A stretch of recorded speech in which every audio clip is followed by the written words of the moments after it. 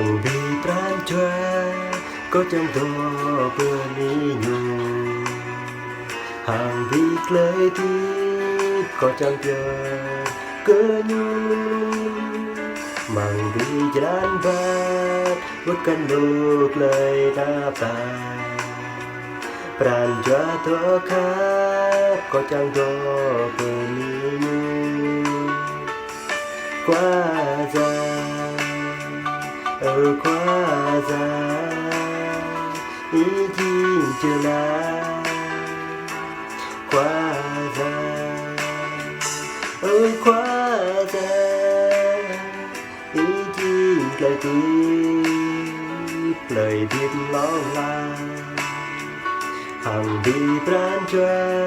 có chẳng đo bờ ní nhung hàng đi lời tiếp có chẳng chờ cơ nhung mang đi jalan bat bất cần lúc lời nạp tài pran jatuh khắp có chẳng đo bờ ní nhung quá dài ở quá dài ý chí trở lại quá dài ở quá dài ý chí lời tim long lai Berdeka di panggung yang saya lakukan selepas malam Haleluya.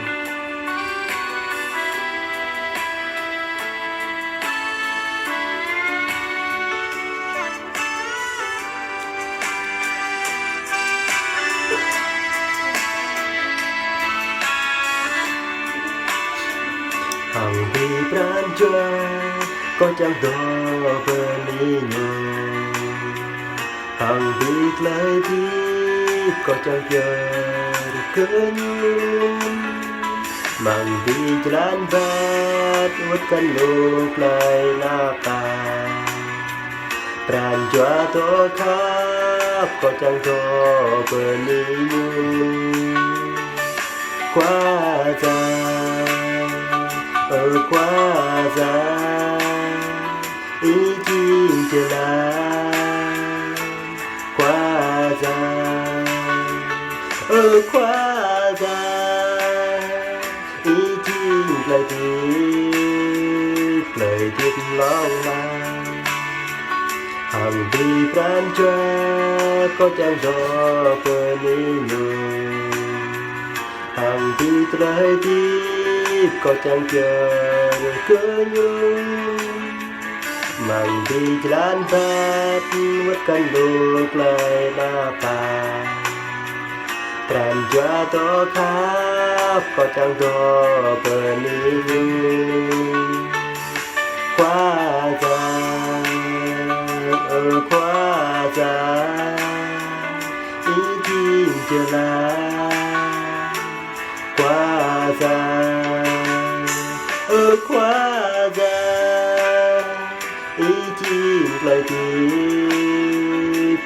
tiếp long lai quá dài ở quá dài ý chí trở lại quá dài ở quá dài ý chí lời tiếp long lai